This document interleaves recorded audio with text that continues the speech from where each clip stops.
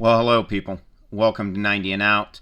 I'm Timothy Holt, and this is part 6 in our series on the history of the Christian Church. In this particular section, we're going to be covering sectarianism and denominationalism.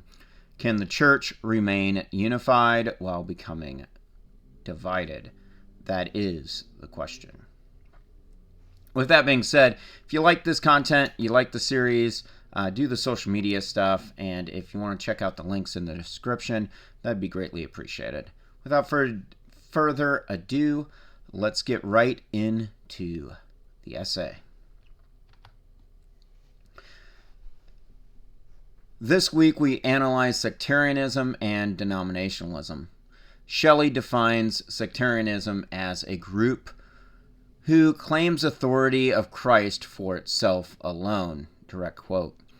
Also, Shelley describes denominationalism as different groups of Christians being members of the whole group, namely the church. See page 360. I understand this clarification of terms and find the definition similar to what some Presbyterians I know use. They agree with Shelley. Denominational theory insists that the true church cannot be defined with any single ecclesiastical structure. So is it a Christian or a heretic? So I ask, what makes a Christian and not a heretic?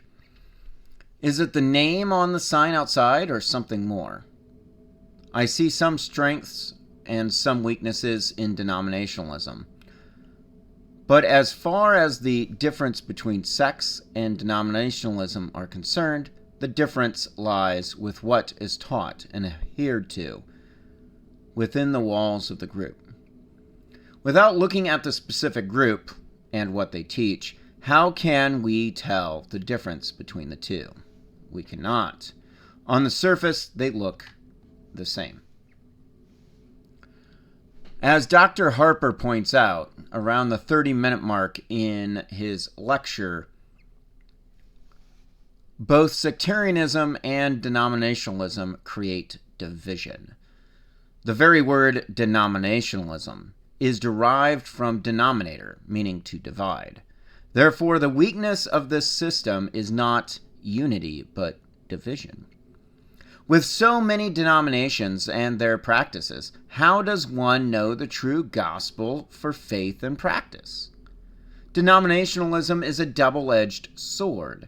The strength lies in the ability of those in the group to practice what they preach while remaining distinct. But the weakness lies therein as well. Those outside the group often cannot tell the truth from lies. Denominationalism is a difficult subject to break down in a single short essay, yet that is what we, the students, have been asked to do. Just as the Reformation struggled with faith in practice, yes, in practice, not and practice, so do we. This shift in understanding from Holy Roman Catholic to the Reformers created fertile ground for denominationalism.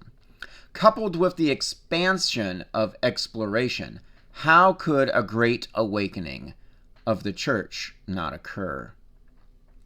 In the Americas, everyone could be self-governed, in theory, but in practice, they were simply removed from the powers in Europe.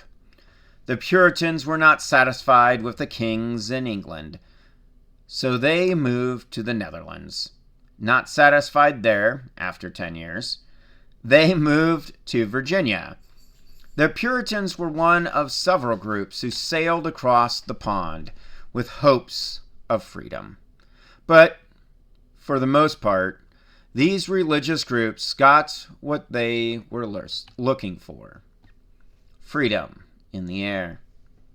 The dreams of freedom and being governed by one's own convictions was not possible in the European social model. King James in England is one example of that.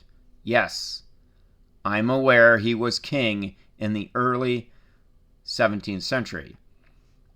But we must set the stage for the Great Awakening and revivals of the 18th century. Once the new settlers arrived in the Americas, they set up their own governments and social structures. For the most part, they created a new model of society, separate and distinct from those in Europe.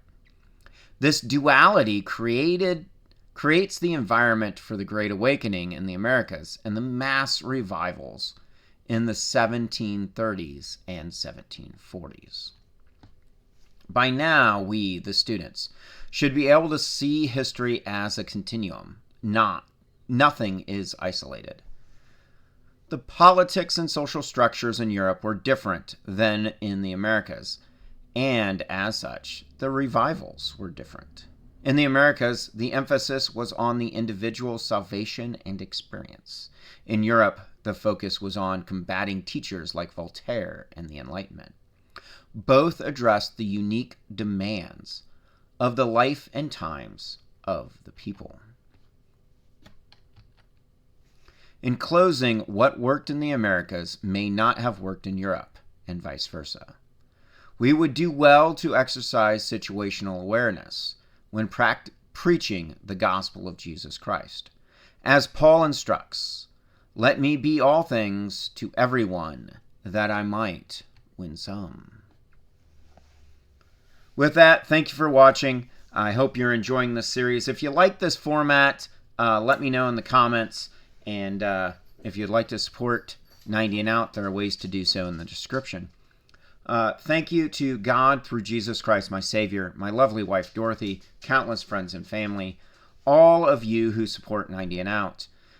Also, big shout out to Dr. Tim Harper, professor for History of the Christian Church at Spirit and Life Seminary, as well as Bruce Shelley, who authored Church History in Plain Language, 5th edition, and you can see that information on the screen. With that, don't take my word for anything. Research it, read it for yourself. I'm Timothy Holt. May God bless you and keep you. May his face shine upon you and give you peace.